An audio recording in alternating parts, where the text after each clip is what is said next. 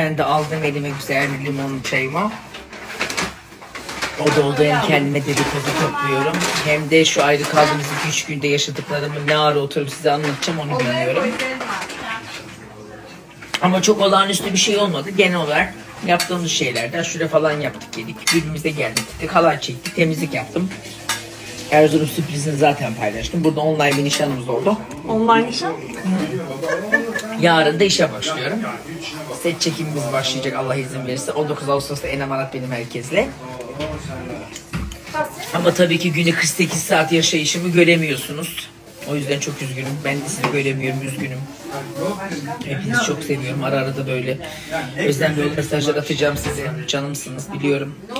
Herkes yazmış ki Kadir Bey Instagram kapandı da siz keşke kapanmasaydınız. Kız kendim ayrı bir uygulama mı açtım ben acaba ha?